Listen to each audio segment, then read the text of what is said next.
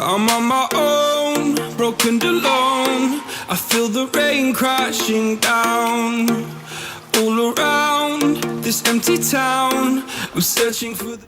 Have you ever wondered how magicians take one card and completely change it to another card in front of your own eyes?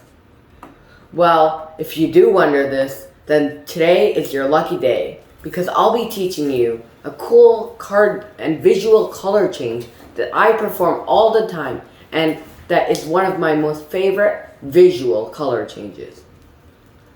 So, color changes are things that magicians fall in love with immediately when they start learning.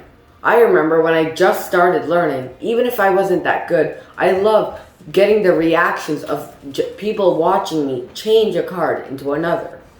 And today, I'll be teaching you a intermediate, I would say, color change that may be a bit hard in the beginning with the angles and everything. However, it's very visual, and here's how it looks. The 7 of clubs with the flick, it's the jack of hearts. So, now, let's learn how I do this amazing color change. So, here is actually what's happening. You're going to need a double lift. Let me go briefly over how to do a double lift. So, maybe as you're talking and spreading the cards, you're going to get a pinky break under the top 2 cards. Or you can push off the top 2 cards and get a break. Or if you already know any double lift, then you already know how to do this. And then you can forward right to the Cardini Change. So if you don't want to push over 2 cards and get a break, you can do something called a pinky count, which is an advanced move where you count 2 cards with your pinky. Alright? It's a bit hard to do it with these cards, however, you get a pinky break like that. So, once you get your break over 2 cards, you can do any double lift you want. There are several double lifts. There are Stuart Gordon doubles. There are the classic double lift. There are push-off double lifts and so many others that you can experiment and try out on your own. However, once you get your break, you can do the basic double lift, which is you grab the card at the bottom right corner, you drag, and once you get to the corner, you can just drop it down.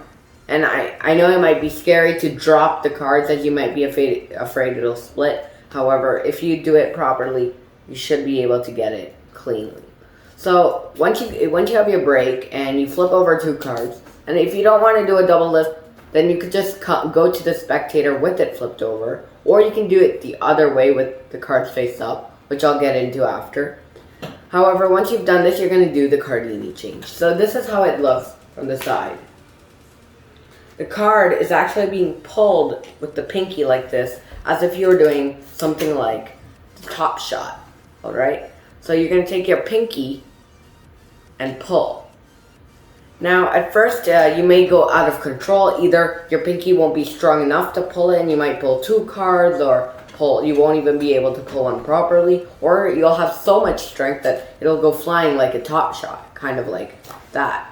However, which is its own move. However, it'll be easier when you have your hand over covering the motion, because this card will actually hit your palm, which will stop the card and assist you. So all that's happening is you're in a mechanic's grip or a straddle grip, a low straddle grip. You're going to take your pinky, put it on the right side of the card, and you're going to pull. Alright, and if you're struggling to pull just 1 card only, you can put your thumb here, so you don't pull multiple cards. So you're pushing down with your thumb as well, so it'll be easier to perform it. Or if you have control, you can just do it like this. Alright, so what's happening with the right hand, you may wonder. All that's happening is I'm doing this motion. I'm flicking. So I'm flicking the top left corner. So that's a good thing to remember. That really helped me thinking about flicking the left corner, the top left corner. What this does, it gives you the right angle to cover the motion of this. Alright, and by the way, don't go all the way, just go up to here, alright? And then I'll show you how to clean it up. Okay, so you have your right hand flicking at the top left corner, and at the same time you're going to pull. So flick and pull. And as you can see, it hits your palm here, so it stops. Once you've perfected this motion, you're going to do the cleanup. So the cleanup is you're going to pull it to the bottom of the deck. Alright, so you have the card, you have the double, then you're going to do the flick with the pinky pull, like that. You're going to pull, so flick, pull, and then you're going to grab the deck, and you're going to bring it up, and you're going to pull down, like this. Alright, so you're just going to pull down like this. Now that we've basically understood the Cardini change, and all that's happening is you have a double, and you're flicking as you pull. This is an exposed view. So let's talk about the angles.